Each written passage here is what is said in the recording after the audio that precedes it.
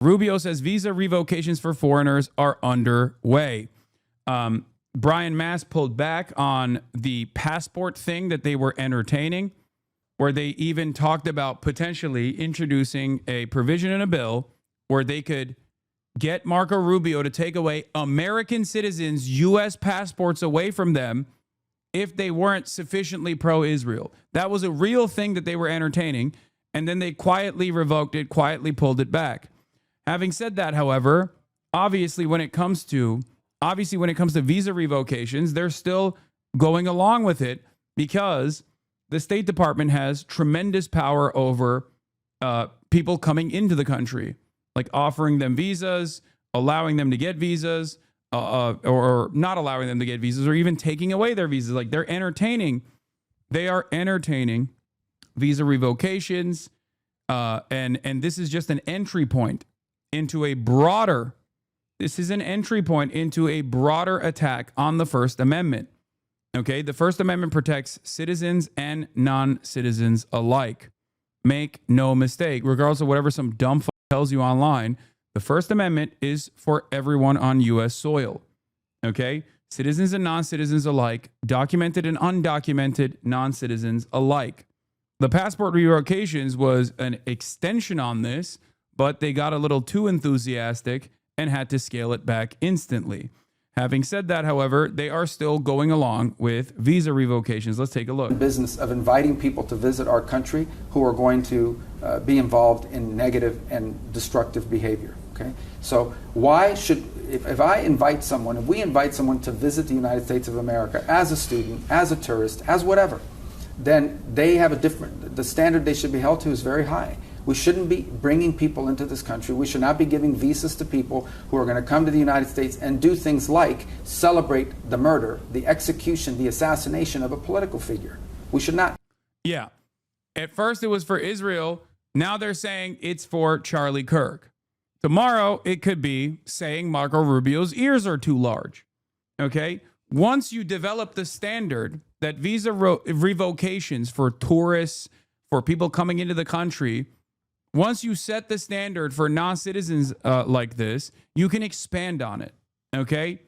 Don't say he will hear me. I know he will hear me. I intend for him to hear me. He's got big old ears like Dumbo, okay? I know.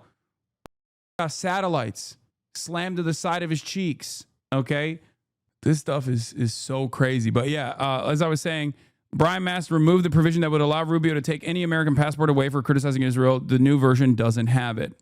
Okay, they took it out. And if they're already here, we should be revoking their visa.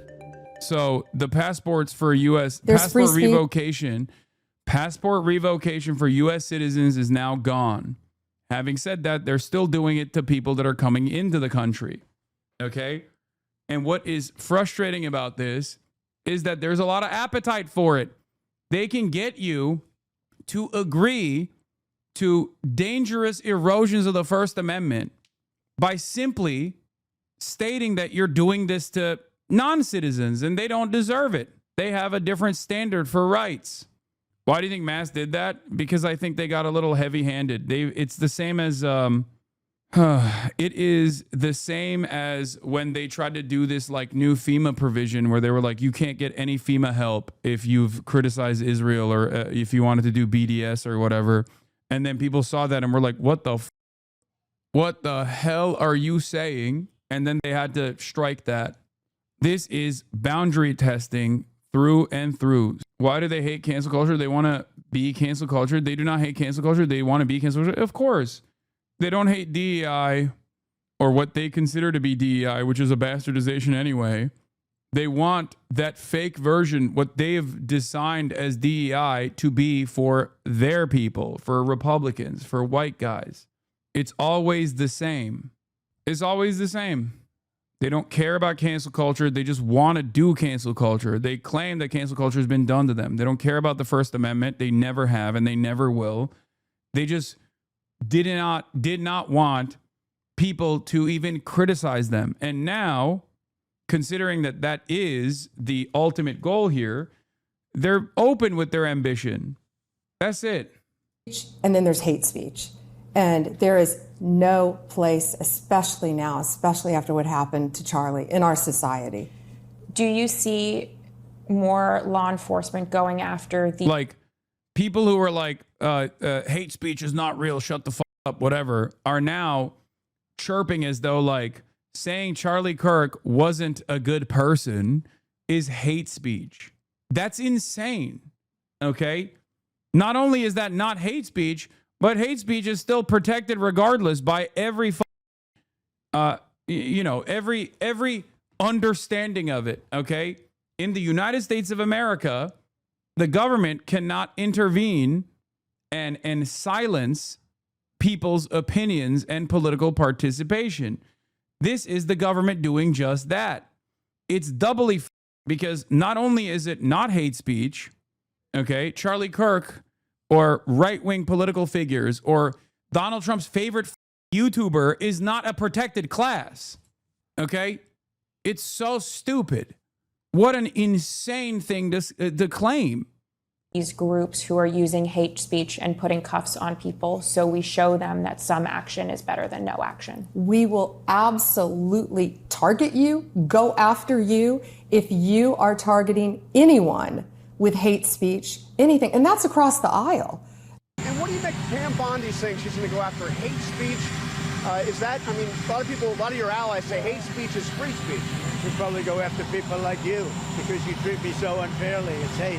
You have a lot of hate in your heart. Maybe they'll come after ABC. Well, ABC paid me $16 million recently for a form of hate speech, right? Your company paid me $16 million for a form of hate speech. So she elaborated on Twitter after people yelled at her. Hate speech that crosses the line into threats of violence is not protected by the First Amendment. It's a crime for far too long. We've watched the radical left normalize threats, calls for assassinations, and cheer on political violence. That era is over.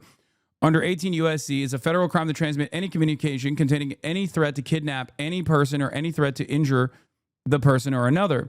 Likewise, 18 U.S.C., those other provisions, make it a felony to threaten public officials, members of Congress, or their families. You cannot call for someone's murder. You cannot swat a member of Congress. You cannot dox a conservative family and think it will be brushed off as free speech. These acts are punishable crimes, and every single threat will be met with the full force of law. This is true, except they don't even prosecute that.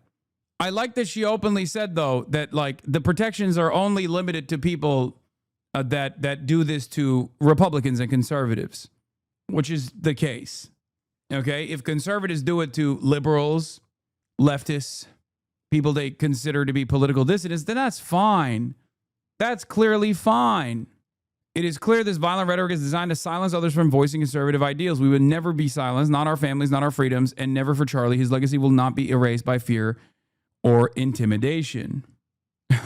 Mashia says, freelance reporter for BBC, Mashia says, hi, Attorney General Pam Bondi.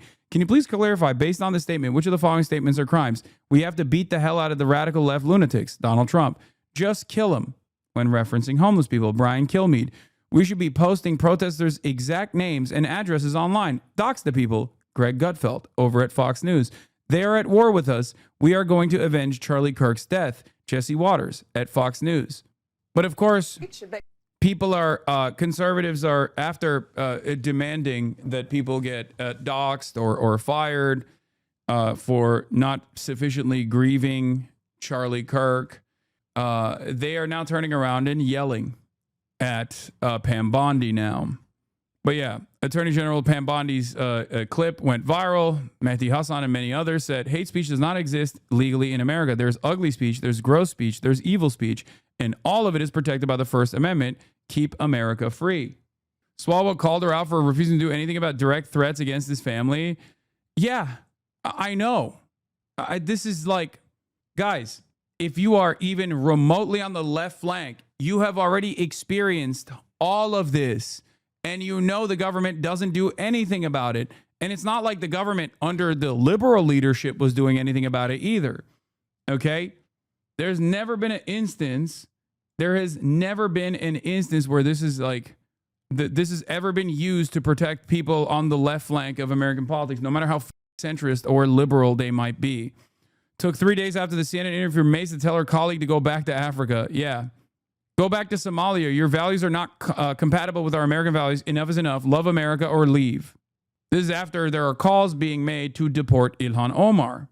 Nancy Mace is also trying to censure Ilhan Omar. Again, fun fact, Nancy Mace is trying to censure me over comments I never said. Her res does not contain a single quote from me because she couldn't find any. Unlike her, I have routinely condemned political violence, no matter the political ideology. This is all an attempt to push a false story so she can fundraise and boost her run for governor. Here's Matt Walsh after spending the last couple of days being the largest advocate for cancel culture and the largest advocate for free speech erosion, turning around and attacking Pam Bondi. Bondi says, if you want to go and print posters with Charlie's picture for a vigil, you have to let them do that. We can prosecute you for that. We have right now our civil rights unit looking at that.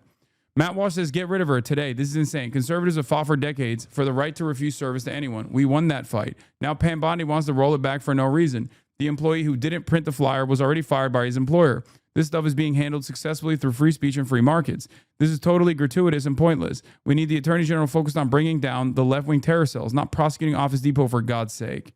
It's just such a remarkable change here. Like he is literally saying like, this is a silly fight. You should be using your prosecutorial tools to literally stamp out any sort of left-wing opposition to the administration instead. He's not mad because she's doing too much. He's mad because she's not doing enough. Okay? Am I agreeing with him? Do you agree that the Attorney General needs to focus on bringing down the left-wing terror cells? Because if you don't agree with that, then you don't agree with Matt Walsh.